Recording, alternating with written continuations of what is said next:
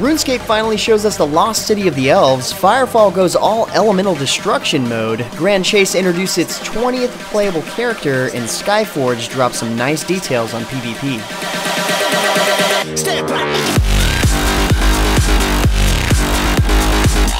What's happening, guys? James Blonde here with MMOHuts.com with a quick weekly recap for MMO news and announcements of the week ending September 22nd, 2014. And our first bit of news this week is about the official launch of Archlord 2, and at the same time, the launch of its first major expansion. For Archlord 2, apparently the last day of open beta means first major content update, offering an increased level cap from 41 to 46, plenty of new areas to explore, including a new contested area, multiple new instance dungeons, and a whole new tier of gear. Plus, the launch means the activation of the Archlord system, which is the routine PvP competition that crowns one single supreme ruler, the title Archlord. The contenders for this title will fight in battlegrounds every day in order to gather enough points to receive an invitation for the finals. Last man standing here, of course, gets the title. The new features don't only concern the contenders for the title of Archlord, there's plenty of content added in this update, so head over to the site posted at MMOHuts.com for even more details. And speaking of first expansions, RuneScape showcases a nice teaser trailer here, where it's a new elven crystal city debuting in RuneScape's first expansion, Lost City of the Elves. After 10 years, the first expansion is here for you to explore. This entire content add-on and hub city was voted on originally by the community, and just because they've launched here doesn't quite mean they're done. The trailer you see here is just a teaser, and it's sort of a first real glimpse of the living city, and honestly, it looks pretty good so far. For now, in order to enter the city, you'll need to have completed the Plague's End, and also have to be a RuneScape member. As of now, 4 sections of the city are open for you to explore, so there's plenty to check out. And later on this year, they plan on opening up the remaining sections, obviously in a future update. Next up, Tryon Worlds released the official launch trailer for ArcheAge that's just epic enough to kinda almost make you want to wait in the multi-hour queues in order to get into the game.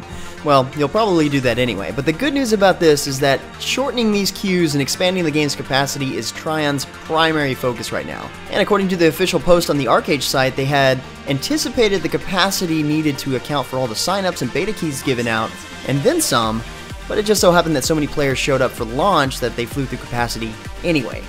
For any ArcheAge skeptics out there, that sort of thing doesn't happen often. But in response to this, the team opened up 3 new North American servers, which didn't completely get rid of, but had a major effect on the queue times, and they've also taken heavy action flushing out AFKs in order to speed things up. For those of you who are running on patron status time, because of the wait, they've reset that time to only have just now started. So stick in there, guys, the game is definitely worth the wait, and the wait keeps getting shorter, or at least they're trying to fix that. This past week, Aion celebrates its 5th anniversary with Daeva's Day, the annual Aion in-game celebration. Through the celebration, players will experience added buffs, increased item drop rates, events with the GMs, and special armor with plenty of chances to win prizes through their social media contests and giveaways. The actual date for the anniversary is today, the 22nd, but it seems like they're going to be celebrating a lot more, at least till the end of the month anyway.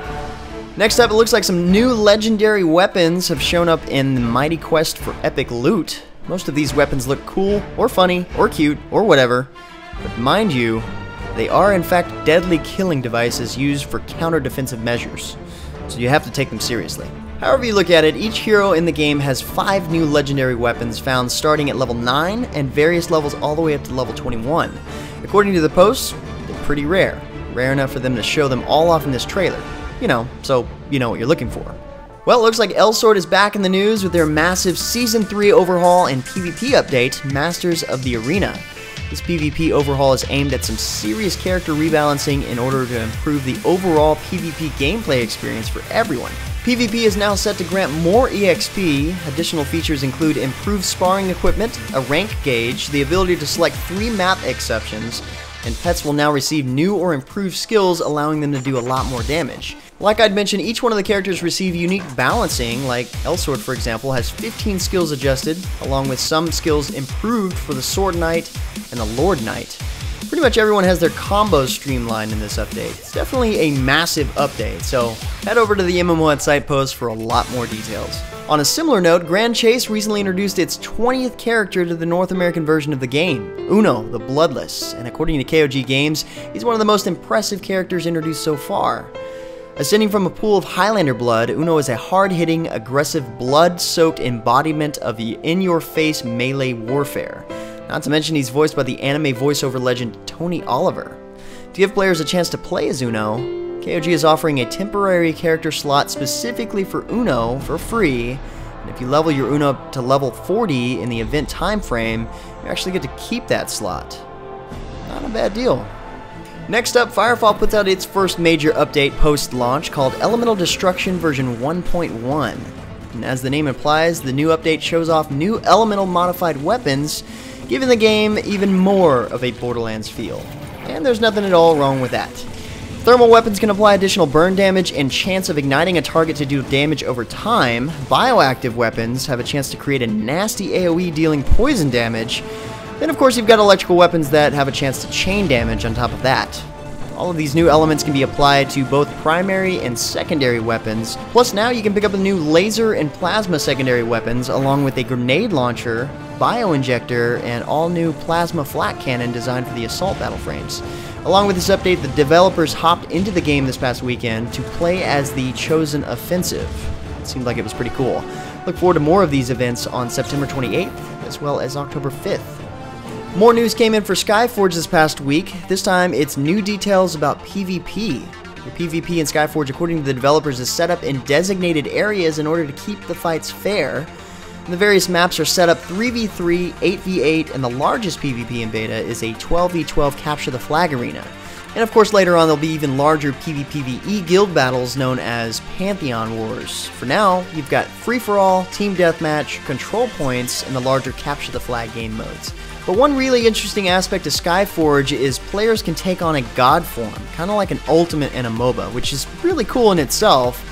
However, they are planning on implementing that into PvP as well, while still managing to match players based on progression and gear. How, you ask?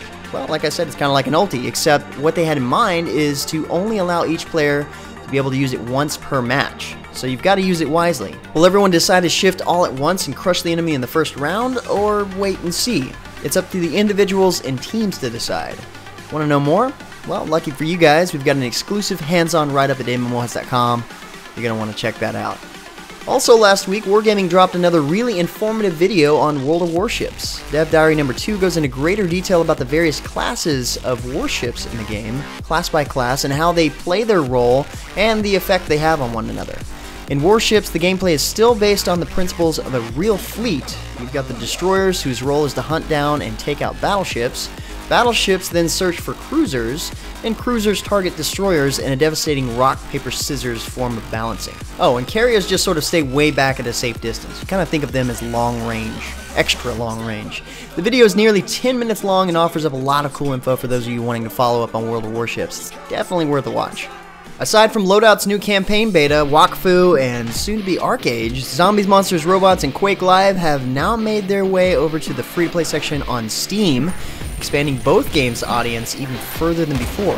This also happens to mark the official launch of ZMR, and although no new major changes have been made to the game besides, you know, adding in freaking dinosaurs in the T-Rex update, it's really easy for existing ZMR players to transfer over to the Steam version, and in doing so, will get you a quick starter pack for free, giving you several in-game items right off the bat.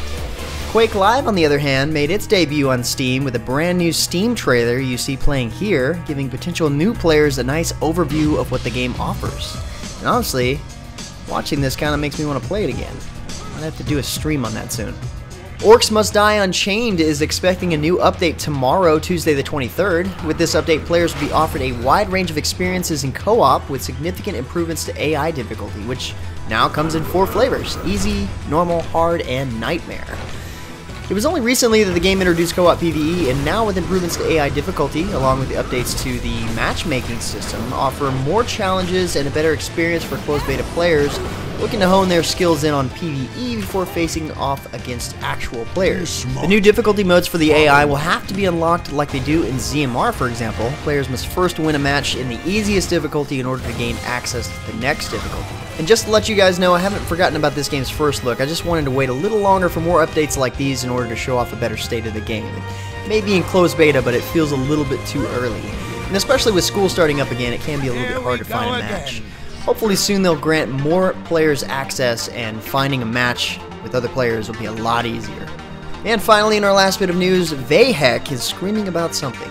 We think it's a warning to the Tenno in Warframe. It's actually kind of scary, honestly, how much he looks like a possessed Mr. Potato Head. But apparently he's pissed about something, so he plans to find and destroy the remaining technology that makes up the Warframes. So I'd say look forward to some cool new enemies in the coming updates. Anyway guys, that's about it for all the major MMO news and announcements for this week. If you're looking for more information about the news featured in the recap, check the links in the description below or head over to MMOHuts.com/news for even more news. Be sure to catch our live stream on Fridays at twitch.tv/JamesBlonde to hang out and pick up some giveaways. Feel free to discuss the news in the comments below or head over to MMOHuts.com/forums. But until next time guys, that's going to be it from me. I'm James Blonde. See you out there, gamers.